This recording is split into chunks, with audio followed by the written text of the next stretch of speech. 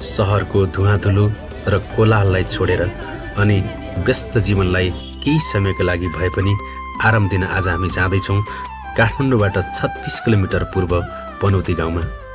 गाउँले परिवेश, गाउँले जीवनलाई पुनः एकपटक नजिकबाट निहाल्दै आफूले पनि त्यही परिवेशसँग सङ्घर्ष गरेर आएको हुनाले विगतका यादहरू नजिकबाट महसुस गर्ने अनुमान गरेका छौँ र आज म यिनै गाउँका दृश्यहरू समेटेर यहाँहरू समक्ष प्रस्तुत गर्दैछु। कृपया यो भिडियोलाई अन्तिमसम्म हेरिदिनुहोला।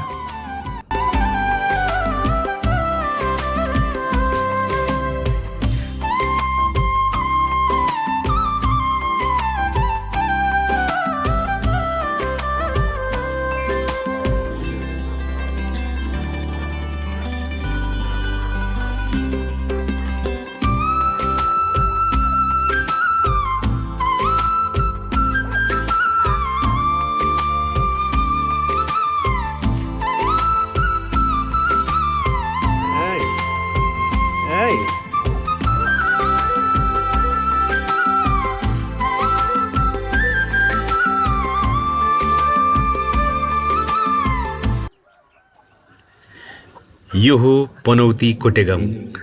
उहिलेका पुर्खाहरूले कोटमा लडेर विजय प्राप्त गरेको हुनाले यो गाउँलाई कोटेगाउँ भनिँदो रहेछ। बनेपाबाट दक्षिण लागेपछि करिब आधा घन्टामा यो गाउँ पुगिन्छ। आज हामी आफन्तको घरमा आएका छौँ। सम्भव भएसम्म यहाँका सबै चिजहरू देखाउने कोसिस गर्नेछु।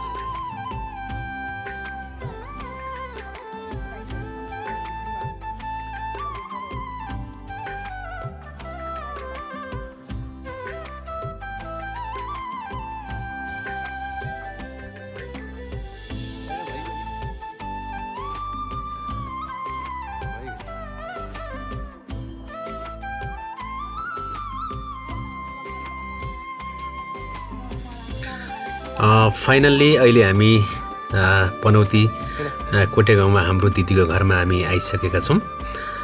यहाँहरूले देख्न सक्नुहुन्छ मेरो श्रीमती अत्यन्तै खुसी देखिन्छन्, किनभने सायद उनलाई पनि त्यो गाउँको झल्को आएको हुनुपर्छ। आज हामी पनौती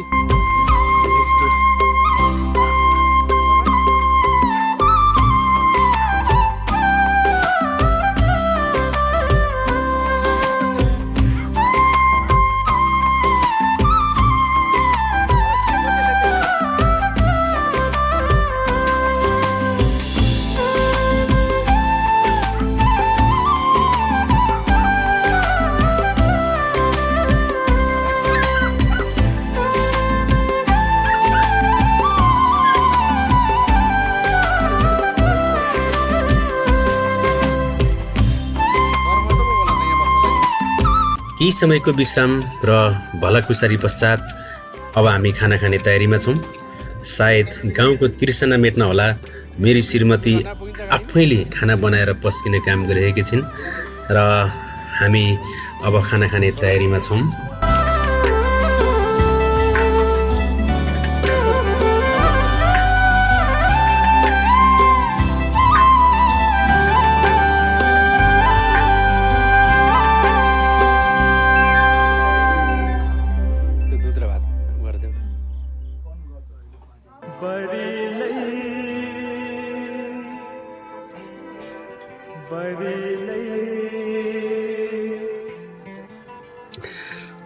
यो हो मेरो छोरा सार्थक।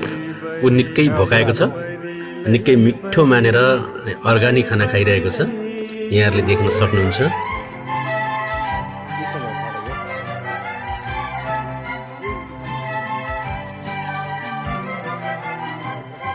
मैले गीत छोडी आए फुलको तरेलीमा,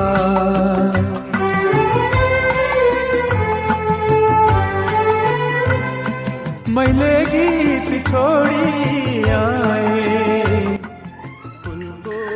यो दृश्यमा देखिएका बच्चाहरू हुन् मेरो छोरी सम्पदा र त्यसैगरी मेरो छोरा सार्थक।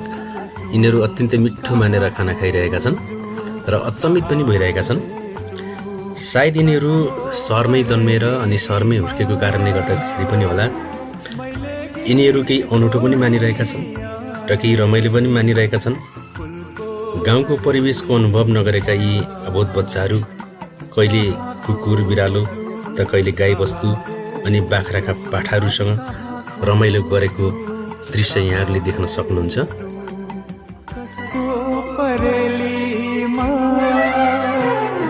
मैले गीत छोडी आए फुलको तरेलीमा।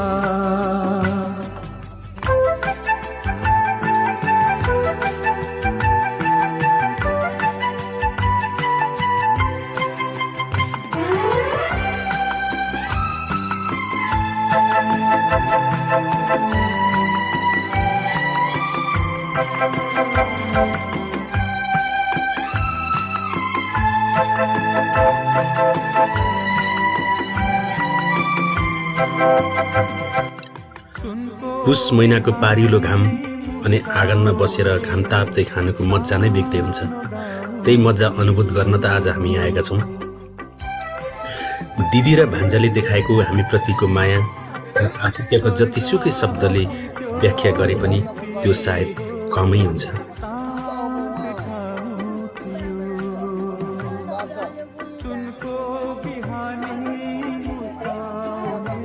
यहाँको अर्ग्यानिक खानेकुराको स्वाद त वर्णनै गर्न सकिँदैन। जति खायो उति रसिलो। सायद तपाईँहरूलाई पनि थाहा छ गाउँको अर्ग्यानिक चिजहरू कस्तो हुन्छ भन्ने कुरा मैले यहाँहरूलाई वर्णन गरिराख्नु पर्दैन। सायद यो दृश्य देखेर यहाँहरूको नि मुख रसाएको हुनुपर्छ। मिलेर बस्नुपर्छ है तिमीहरू दुईटा। हामीले खाना खाइसकेका छौँ।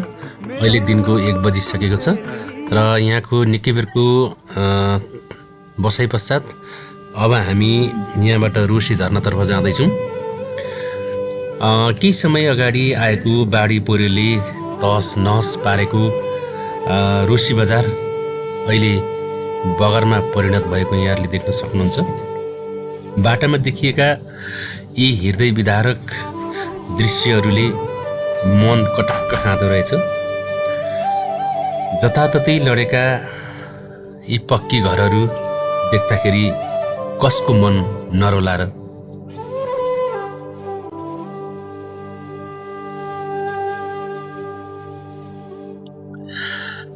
तीन दिनसम्म आएको अविरल वर्षाले यहाँ धनजनको क्षति मात्र गरेन, कयौं व्यक्तिहरूका सपना समेत बगाएर लग्यो। यहाँहरूले देख्न सक्नुहुन्छ यो अस्वाभाविक प्राकृतिक प्रकोपको कारणले गर्दा आज यो रोसी बजार बगरमा परिणत भएको छ। कयौं आमाहरूको काख रितिएको छ, कयौं महिलाहरूको सिउँदोको सिन्दुर पुछिएको छ। यो हृदय विदारक दृश्यहरू देख्दाखेरि कसको मन नरोला र।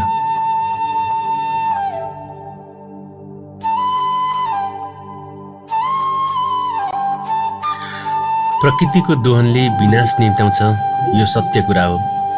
यहाँ बाला उत्खनन तथा गिटी बनाउन पहाड उत्खनन गरेका कारण यहाँ धेरै क्षति भएको अनुमान गर्न सकिन्छ। यस्ता दैविक प्रकोपबाट बस्न हामीले पनि समयमै बुद्धि नपुर्याए यस्तै किसिमका अकल्पनीय प्रकोपको सामना गर्नुपर्ने निश्चित देखिन्छ।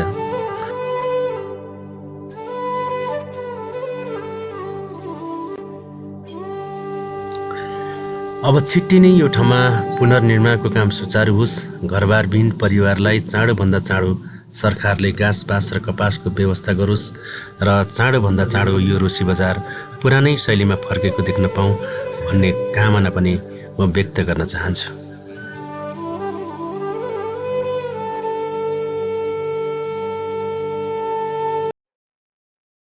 रोसीले बगर बनाएको ठाउँलाई पार गर्दै हामी उकालो लाग्यौँ। निकै माथि गएपछि रोसी झरना पुगिने रहेछ। बाटो अत्यन्तै अप्ठ्यारो भएको कारणले गर्दा हामीले हाम्रो गाडीलाई तलै राखेर माथि जाने निर्णय गर्यौँ।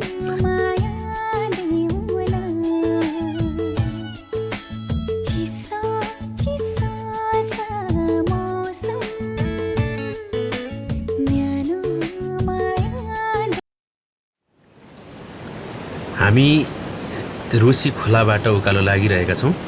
छङछङ बज्ने यो खोलाको पानीसँग हामी रमाइलो गर्दै हामी निरन्तर उकालो लागिरहेका छौँ।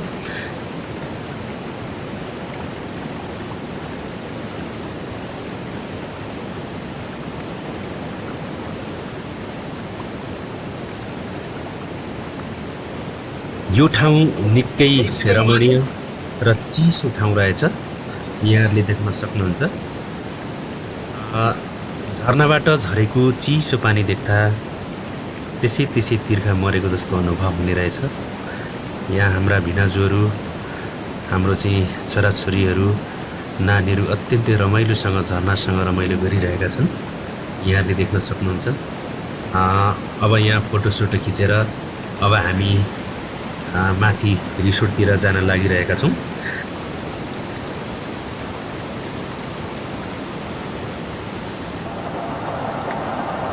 यहाँ एउटा सुन्दर र सफा रिसोर्ट पनि रहेछ। हेर्दाखेरि अत्यन्तै रमाइलो लाग्ने, काखैमा झर्ना देखिन्छ, काखैबाट झर्ना बगे जस्तो अनुभव हुने रहेछ।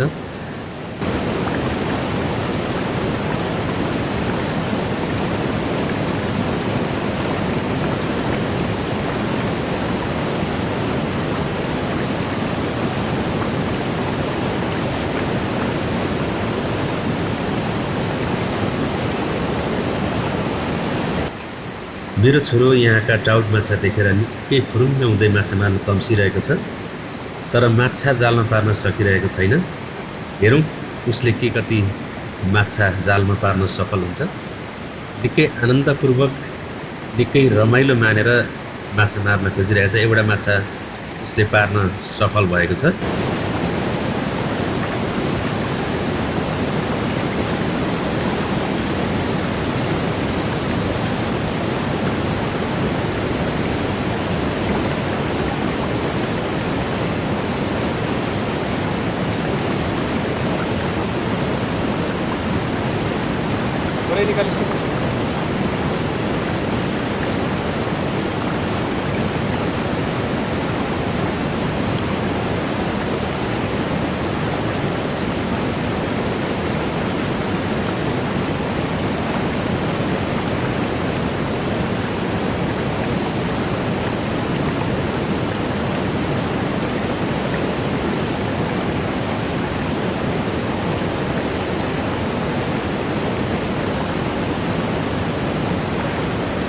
माछा छ र यो राउट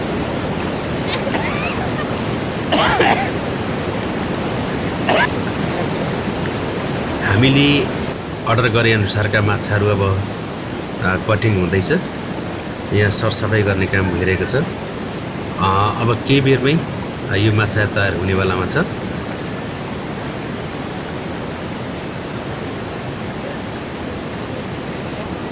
फाइनल्ली अब ट्राउट माछा तयार भएर आइसकेको छ।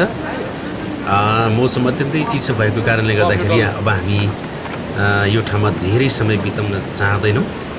हाम्रा बच्चाहरू भोकाएको कारणले गर्दाखेरि मोमो खाइरहेका छन्। यहाँले देख्न सक्नुहुन्छ यो ठाउँ अत्यन्तै ब्युटिफुल छ। यदि तपाईँहरू पनि यो ठाउँमा आउन चाहनुहुन्छ भने बनेपाबाट लगभग 20 किलोमिटर दक्षिण लागे पछाडि तपाईहरु यो ठाउँमा आउन सक्नुहुन्छ। निकै रमाइलो ठाउँ छ। यो ठाउँ मिस नगर्नुहोला।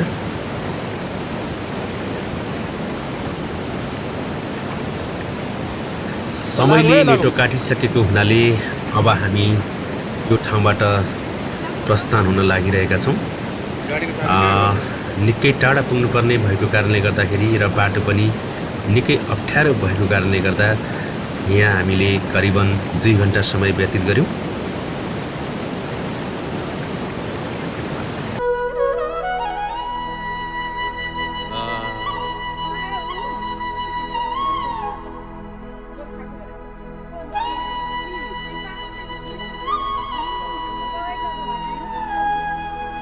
तिम्रो त मोबाइल अफ छ त सीता।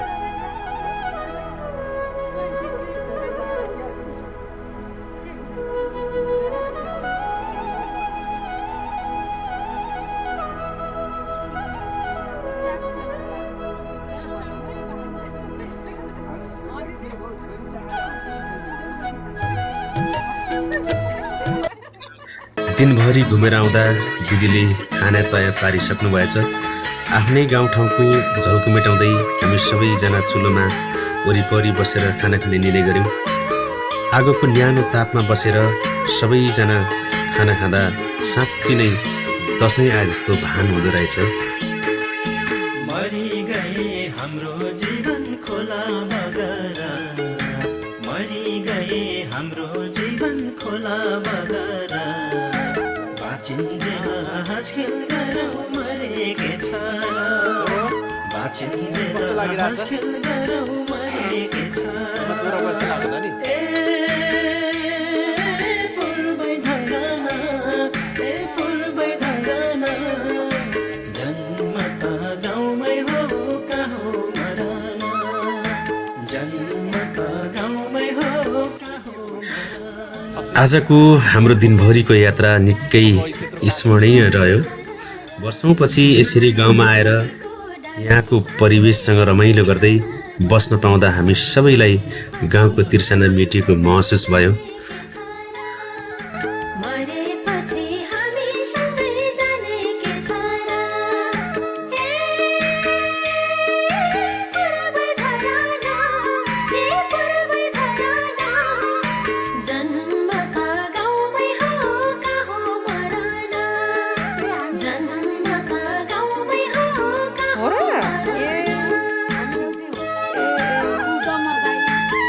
गाउँले परिवेश अनि गाउँले संस्कार देख्दा लाग्छ साँच्ची नै सहरभन्दा गाउँ धेरै नै प्यारो छ।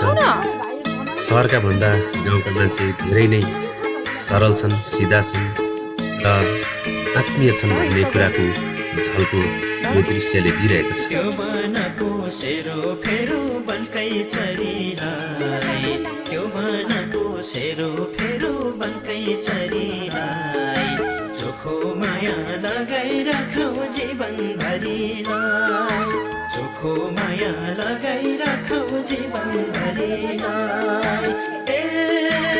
रात निकै छिप्पिसकेको छ, बाहिर अत्यन्तै चिसो छ र आज हामीले यही पनौतीको कोटे गाउँमा रात बिताउने निर्णय गऱ्यौँ र आज हामी रमाइलो गर्दै आजको यो हाम्रो रात यही कोटे गाउँमा बिताउने निर्णय गऱ्यौँ। हामी चाहिँ ठेल्ला भन्दैन।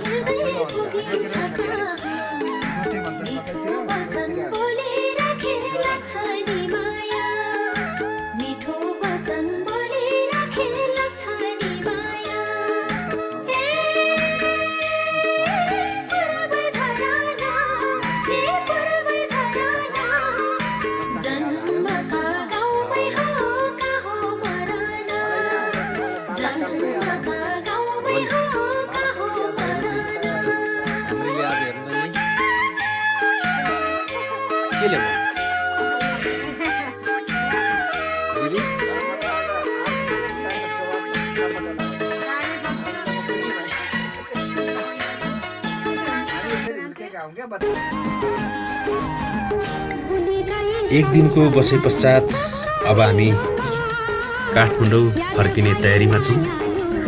यहाँ आइयो, बसियो, खाइयो, घुमियो। हाम्रो यात्रा अत्यन्तै अविस्मरणीय रह्यो। अब छुट्ने बेला पनि भयो। छुट्ने बेलामा कता कता नरमाइलो महसुस पनि हुने रहेछ, तर के गर्ने, बाध्यता छुट्नै पर्छ।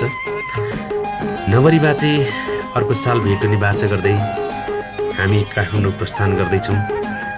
यो भिडियो यहाँहरूलाई कस्तो लाग्यो, मन पर्यो खण्डमा लाइक र सब्सक्राइब गर्न नभुल्नुहोला भन्दै म यो भिडियो यही अन्त्य गर्न चाहन्छु। हस्त, नमस्ते।